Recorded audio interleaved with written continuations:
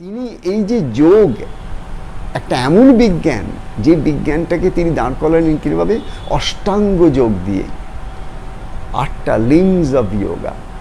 আমাদের দেহের যেমন অনেকগুলো অঙ্গ প্রত্যঙ্গ নিয়ে আমি একটা মানুষ, তুমি একটা মানুষ, ঠিক তেমনি ঋষি পাতঞ্জলি দেখলেন যে বেশ কয়েকটা স্টেপস যদি মানুষকে স্ট্রাকচার্ড করে করে দেওয়া হয় for the entire human communities, human societies all over the world, irrespective, এটা এই নয় যে তাকে কোনো একটা পার্টিকুলার ধর্মের জন্যেই এটা উনি তৈরি করলেন, তা না, উনি মানুষের জন্য তৈরি করলেন। দেখো, আমাদের দেশের বৈদিক যুগের ঋষিদের এটাই সবথেকে বড় মাহাত্ম্য ছিল, মহিমা ছিল। তারা কিন্তু ছোট্ট কোনো একটা সম্প্রদায়কে কেন্দ্র করে কথা বলেননি, তারা সাম্প্রদায়িক ছিলেন না, তারা সম্পূর্ণরূপে সার্বভৌমিক তাদের দৃষ্টি ছিল। তাদের দৃষ্টিটা অনেক বিরাট ছিল। তারা সব কিছুর মধ্যে সেই এককে দেখতে পেয়েছিলেন, আবার সেই একের মধ্যে সব কিছুকে তারা প্রজ্ঞার দৃষ্টিতে দর্শন করেছিলেন। তাই ইউনিটি ইন ডাইভার্সিটি, বহুত্বের মধ্যে সেই এক সত্য, অনেকের মধ্যেও সেই এক, তারা অনেকের মধ্যে হারিয়ে যাননি। আজকের মানুষ কী হয়েছে দেখো, আজকের মানুষ অনেক কিছু পেয়ে অনেকের মধ্যে হারিয়ে গেছে।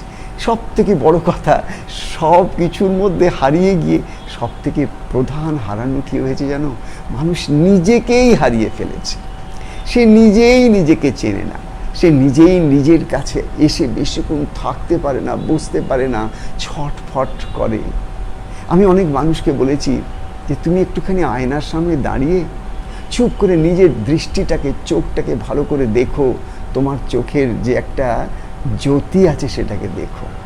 চোখের পেছনে যে জ্যোতি কাজ করছে, সেই জ্যোতি যে তোমার শরীরের প্রত্যেকটি কোষে কোষের জ্যোতি। তোমার যে মুখটা আছে বা তোমার শরীরটা আছে, এই সমস্ত কিছুটা যে ঈশ্বরের একটা কত বড় দান। এই দান তিনি দিয়েছেন খালি একটা জিনিসকে উপলব্ধি করার জন্য, সেটা হচ্ছে তুমি সত্যি সুন্দর। তোমার যে বহির যে একটা রূপ আছে, ওটাই তোমার একমাত্র রূপের সংজ্ঞা নয়। তোমার ভেতরে আর একটা রূপ আছে, অরূপের রূপ আছে। সে রূপ কিসের? না, তোমার ভেতরে যে আত্মা আছে, তার যে জ্যোতি, তার যে প্রকাশ, সে সব প্রকাশ। সে কারোর কাছে হাত পাততে হয় না তাকে। প্রতিটি মানুষের মধ্যে চিৎ শক্তি রূপে যে জ্ঞান আছে, মানুষকে কি সেই জ্ঞান কারোর কাছে চাইতে হয় না, নিজের ভেতরে সব প্রকাশিত। এই যে যোগের যে ভূমি, যে সম্বন্ধে অষ্টাঙ্গ যোগ তৈরি করলেন ঋষি পাতঞ্জলি, সেই সম্বন্ধে আমরা কি দেখলাম? যে উনি দেখলেন যে মানুষ যদি পাশবিক যে বৃত্তিগুলো মানুষের মধ্যে আছে, মানুষ একটা অদ্ভুত মানুষটা কীরকম দেখো তো, একদিকে আছে পাশবিক বৃত্তি, একদিকে আছে দৈব সম্পত্তি এবং দৈব সম্ভাবনা। কিরকম অদ্ভুত জায়গায় একটা মানুষ দাঁড়িয়ে থাকে দেখো। একটা দেখো পশু জগৎ, সেখানে সমস্ত নানান রকম পশুর নানান রকম পাশবিক বৃত্তি দেখতে পাচ্ছ। আবার যেটা আমরা বলবো instinctive side of the beast life. আর একটা দিকে দেখো যে আমরা যদি দেখতে পাই, তারা আমরা দেখব যে অনেক দেবতারা আছেন বা উচ্চ উচ্চ কোটি যোগী, মহাযোগী, মহর্ষি আছেন। এটা আর একটা যোগ। এই দুটোর মধ্যে মানুষ, মানুষ না পশু, আবার মানুষ না দেবতা। আবার মানুষের মধ্যে পশুও আছে, আবার মানুষের মধ্যে দেবতার সম্ভাবনাও রয়েছে।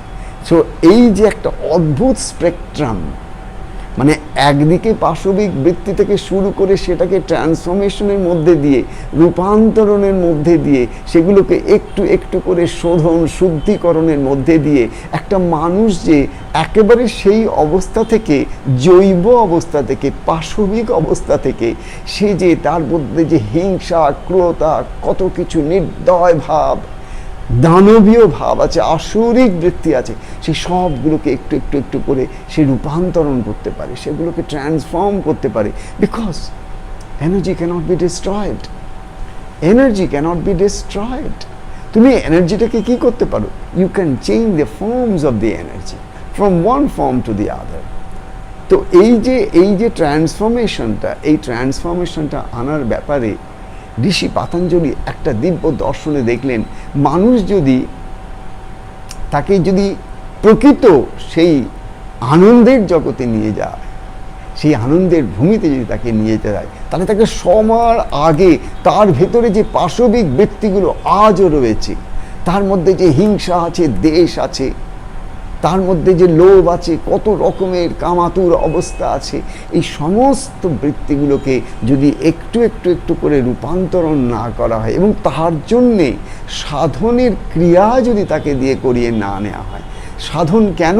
সাধন এই জন্যে যে একমাত্র ওই কয়েকটা প্র্যাকটিসেসের মধ্যে দিয়ে একটা মানুষ একটু একটু করে তার ভেতরের যে একটা দিব্য সম্ভাবনা আছে, দৈব সম্ভাবনা আছে, এই যে অপরাবিদ্যা যেটাকে শুরুতে আমি বলেছি, বা ব্রহ্মবিদ্যা যেটাকে আমরা বলেছি, এটা কিন্তু আমাদের এই পার্থিব জগতের যে বিদ্যা, যেমন আমরা physics, chemistry, mathematics, geology, biology ইত্যাদি ইত্যাদি পড়ে কোনো একটা ডিগ্রি পেয়ে হয়তো আমরা চাকরি বাকরি করে এই সমাজে থাকতে পারি, একটা সমাজে স্বীকৃতি পেতে পারি, সব কিছু হতে পারে, কিন্তু তাতে আমাদের মনের যে একটা সেই আনন্দের ভূমি, চেতনার যে একটা অতিচেতনার চৈতন্যের ভূমি, আমাদের ভেতরে মানুষের শরীরের মধ্যে যে দিব্য সম্ভাবনা আছে, সেটা কিন্তু জাগরণ হয় না। আমরা আমাদের মানসিক ভারসাম্যটা আস্তে আস্তে হারিয়ে ফেলছি, সাংসারিক শান্তিগুলো একটু একটু করে ক্ষয় করে ফেলছি। মানুষের ভেতরে যে সমস্ত যে কত ঈশ্বর প্রদত্ত গুণগুলো আছে, সাত্ত্বিক গুণ আছে, সেগুলো কিছু রাজসিক বৃত্তি দিয়ে একটু একটু একটু একটু করে ভোলবার পথে আমরা এসে গেছি। তাই আমাদের যে ঋষি পাতঞ্জলি ইয়ামা মানে ইয়ম কেন প্রথম যে ওনার প্রেসক্রিপশন, যে মানুষকে তার দৈব সম্পত্তিতে আবার অধিকারী করতে গেলে প্রথম যেটা উনি বললেন ইয়ামের অর্থ কি? নিয়মন। অ্যাকচুয়ালি ইয়ামটা হচ্ছে নিয়মন, মানে হচ্ছে সেলফ ডিসিপ্লিন, সেলফ কন্ট্রোল। আমি যদি নিজেকে একটু একটু করে শুধরে নেবার চেষ্টা না করি, এই যে আমার কন্টিনিউয়াস বহির্মুখী বৃত্তি, হাতে একটা ফোন না লাগলে অসহায় লাগে, সামনে একটা বিরাট টিভি স্ক্রিন দেয়ালের মধ্যে না থাকলে আমার অসহায় লাগে, 5টা মানুষ যদি আমার সঙ্গে কথা না বলে একাকিত্বে আমি মরে যাই, আমি একা নিজেকে নিয়ে থাকতে পারি না, আমার সব সময় এক্সটার্নাল প্রপস অ্যান্ড সাপোর্ট চাই। এই যে একটা অবস্থায় দিনে দিনে আমরা সমাজের প্রত্যেকটা মানুষ, প্রত্যেকটি পরিবারেই দেখতে পাচ্ছি এই অবস্থায় দিনে দিনে চলে যাচ্ছি। এটার মূল কারণ কি? ইয়ামার অভাব। আমরা ঋষি বাক্য পালন করিনি, আমরা ঋষি বাক্য শুনিনি, আমরা সায়েন্টিস্টদের কথা শুনছি, আমরা টেকনোলজিস্টদের কথা শুনছি, আমরা তাদের কথা শুনছি যারা এই পার্থিব বিজ্ঞান সম্বন্ধে অনেকটা এগিয়ে রয়েছেন। কিন্তু পার্থিব বিজ্ঞানের সম্বন্ধে আমরা যতই জানি না কেন, আমরা আমাদের মূল সত্তাই কিন্তু অপার্থিব। আমি যখন সেই মনের শান্ত অবস্থায় পৌঁছাই, তখন আমার হাতে না ফোন থাকে, না আমার চোখ খোলা থাকে, অথচ চেতনায় আমি জাগ্রত। অথচ ওই চেতনার জগতে যেখানে আমি জাগ্রত চেতনায় রয়েছি, কিন্তু আস্তে আস্তে আস্তে আমি কোন জায়গায় যাচ্ছি, বা তুমি কোন জায়গায় যেতে পারো? তুমি জাগ্রত চেতনায় বসে আছো, বসে তুমি ধ্যান অবলম্বন করলে, অর্থাৎ মনটাকে একাগ্র করার সাধনায় লাগলে, একটু একটু একটু করে কোন অবস্থায় তুমি যেতে পারছো, সেই অবস্থায় তুমি মনটাকে নিয়ে চলে যেতে পারছো, যেখানে বাহ্যিক কোনো প্রপ তোমার আর লাগে না, বাহ্যিক কোনো রকম সাপোর্ট সিস্টেম তোমার আর প্রয়োজন নেই। কোনো কিছু পেলে তুমি সুখী হও, কোনো কিছু পেলে তবে তোমার দিনটা কাটে, কোনো কিছু পেলে তবে তোমার মনে হয় যেন আহা আমার দিনটা আজ ভরে গেল, কি সুন্দর দিন। সেটার আর কোনো প্রয়োজন থাকলো না। সম্পূর্ণরূপে এক কথায় আমি বলছি, attainment of freedom. Freedom from what? Freedom from all this support systems. যা কিছু আমার বন্ধনের কারণ, এই সমস্ত সাপোর্ট সিস্টেম আমার বন্ধনের কারণ। কারণ যে মুহূর্তে এটা আমার কাছে থাকে না, তখন আমার মনে হয় যেন আমি কত অসহায়। তাই নিয়ামন, এই ইয়ামা হচ্ছে আমাদের পাতঞ্জল যোগ দর্শনের প্রথম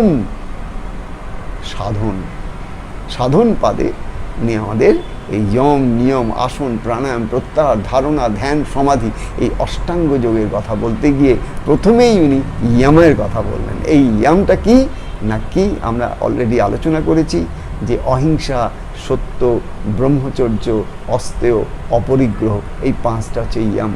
ঋষি পাতঞ্জলি পরিষ্কার বলে দিচ্ছেন যে তুমি সত্যিই যদি যোগের অবস্থা লাভ করতে চাও, তাহলে সবার আগে আসন প্রাণায়ামের পরে আসছে কিন্তু প্রথম উনি বলছেন ইয়ম, এবং ইয়মের প্রথম রোজকার প্রত্যেক দিনের দৈনন্দিন জীবনের অভ্যাস হিসেবে বলছেন অহিংসা।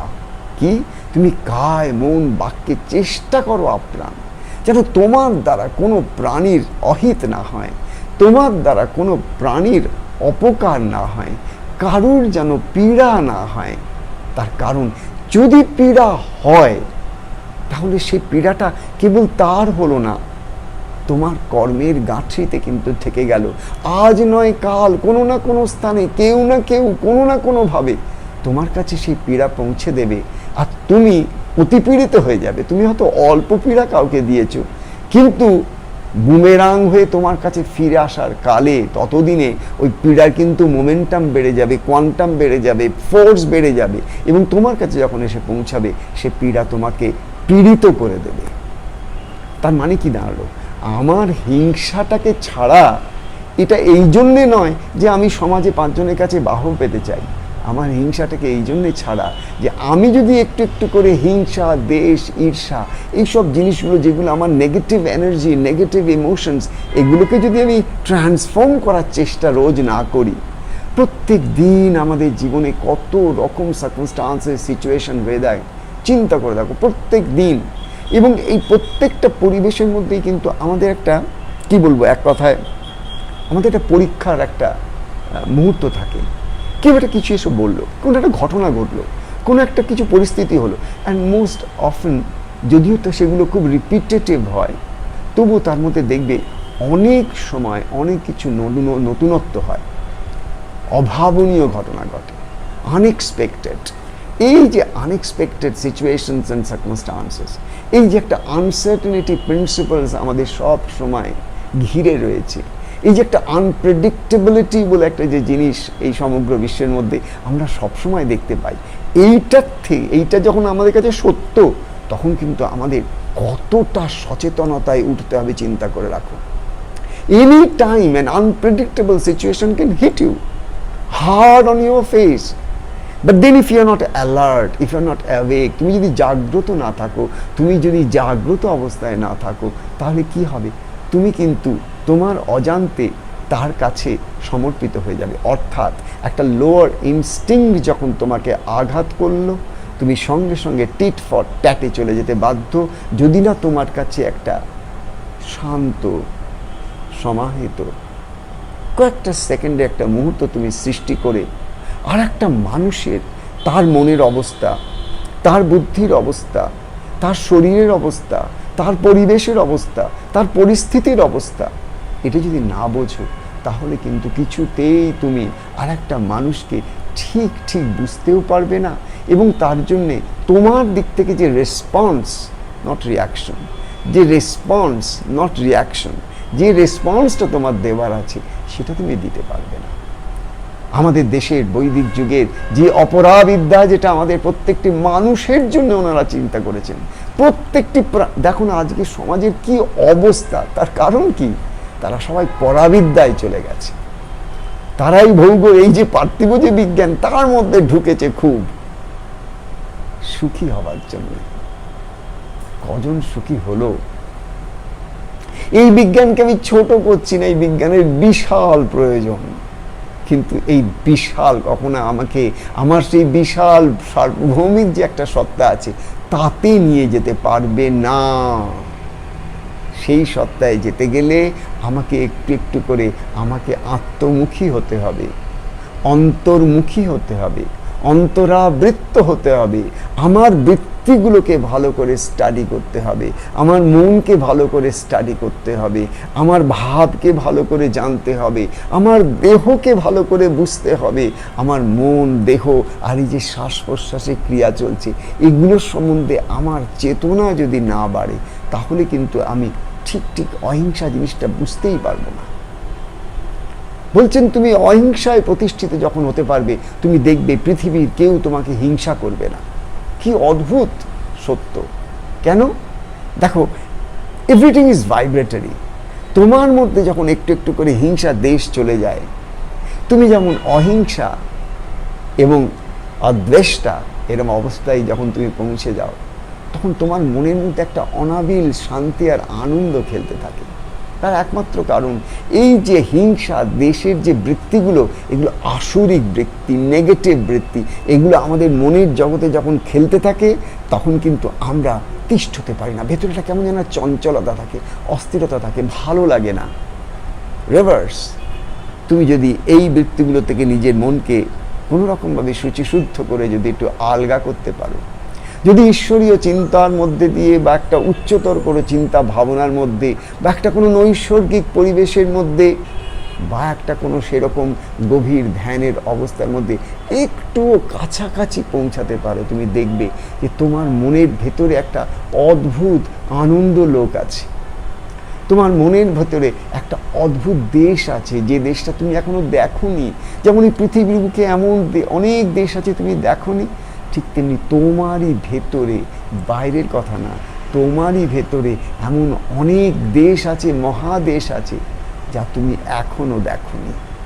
তারা সমস্ত অপেক্ষা করে বসে আছে কবে তোমার সময় হবে, কবে তুমি সেখানে যাবে, কবে তুমি সেই দেশটাকে দেখবে, সেই দেশের প্রকৃতি দেখবে, সেই দেশের আবহাওয়া দেখবে, সেই দেশের বায়ুমণ্ডলকে দেখবে, সেই দেশের অপার্থিব আনন্দকে অনুভব করবে। অপেক্ষায় আছে। তুমি সেটাকে ঈশ্বরীয় বলো, দিব্য বলো, দৈব বলো, বা তুমি কেবল বলো এমন একটা দেশ যার সব কিছুর মধ্যে একটা সাম্য আছে, সমতা আছে। সুতরাং অহিংসায় যিনি প্রতিষ্ঠিত হলেন, তার কাছে হিংস্র পাশবিক বৃত্তি সম্পন্ন পশু থেকে শুরু করে মানুষ পর্যন্ত যখন তার সামনে এসে দাঁড়াবে, তাকে কিন্তু হিংসা আর করতে পারবে না। তার কারণ হিংসা বৃত্তিটা একটা ভাইব্রেশন ছাড়া কিছু নয়। যার ভেতরে অহিংসা প্রতিষ্ঠিত, তার ভাইব্রেশনটা এত হাই, তার ফ্রিকোয়েন্সিটা এত হাই, এবং ওই ভাইব্রেটরি ফিল্ডের যে অরা, সেটা এত বড়, এত পাওয়ারফুল ম্যাগনেট, যে ওই পাওয়ারফুল ম্যাগনেটের সামনে যখন একটা ছোট্ট আয়রন ফাইলিং এসে পৌঁছাবে, তার কিন্তু আয়রনের যে প্রপার্টিসগুলো আর থাকবে না। মুহূর্তের মধ্যেই ম্যাগনেটের ইম্পালসে ওই ছোট্ট একটা আয়রন ফাইলিং কিন্তু ম্যাগনেটের মতন বিহেভ করতে শুরু করবে। It will not become magnet instantly, কিন্তু it will not be iron chip either. ওটা কিন্তু একটা ছোট্ট একটা ওই আয়রন ফাইলিংও থাকবে না, তার মধ্যে দেখবে ম্যাগনেটিক ইম্পালস এসে গেছে। অর্থাৎ এই যে একটা করুণা দৃষ্টি, এই যে একটা ভালোবাসা, এই যে প্রেম, এই যে একটা ক্ষমা, এই যে আর একটা মানুষকে ওপরে একটু ওঠাবার জন্য যে ভাব, সেটার মধ্যে কি আছে? আগে নিজেকে অহিংসায় প্রতিষ্ঠিত করা আছে। অনেকে আমাকে জিজ্ঞাসা করে, বাবা ওই মানুষটাকে আমি এত বোঝাই তবুও কিন্তু বোঝে না। আমার কাছে একটা সহজ উত্তর আছে, যেদিন তুমি বুঝবে সেদিন তুমি যাকে বোঝাবে সে বুঝবে। তোমার ভাইব্রেশনসের মধ্যে এখনো সেই কনসলিডেশনটাই আসেনি, তোমার ভাইব্রেশনসের মধ্যে সেই শুদ্ধিকরণ হয়নি। তুমি ভাবছো তুমি চারটে কথার জ্ঞান দিচ্ছ, তাতে আর একটা মানুষের পরিবর্তন হয়ে যায়। ওগো, কথার জ্ঞানে কারুর কোনো পরিবর্তন আসে না। কথার জ্ঞান দিয়ে কিচ্ছু হয় না। মানুষ অহোরাত্র জ্ঞান শুনছে অপরের কাছ থেকে, তাতে কারুর কোনো কিচ্ছু হয় না। যদি সত্যি সত্যি আর একটা মানুষের মধ্যে আমাকে পরিবর্তন করতে হয়, তাহলে সবার আগে আমাকে ইয়ম প্র্যাকটিস করতে হবে, আমাকে অহিংসা প্র্যাকটিস করতে হবে, নিজেকে প্র্যাকটিস করতে হবে। কথায় কথায় আমার মধ্যে যে নানান রকম রাগ বা হিংসা বা দেশ, এই ছোট ছোট জিনিসগুলো কত সহজে আমার মধ্যে প্রকাশ পায়। আমি যখন আর কারুর দ্বারা আহত হই, তখন আমি কীভাবে আরেকজনকে আহত করার চিন্তা ভাবনাগুলো মনের জগতে রাখি, সেই জিনিসগুলোকে যদি আমি ভালো করে নিত্য তাকে শোধন না করি, শুদ্ধিকরণ না করি, পরিমার্জন না করি, রূপান্তরণ না করি, সেই এনার্জিটাকে হায়ার এনার্জি ফিল্ডে নিয়ে যাওয়ার জন্য যদি সাধন না করি, যোগ না করি, তাহলে বলো কি করে হিংসা বৃত্তি? তো এটা একটা ইনস্টিংটিভ।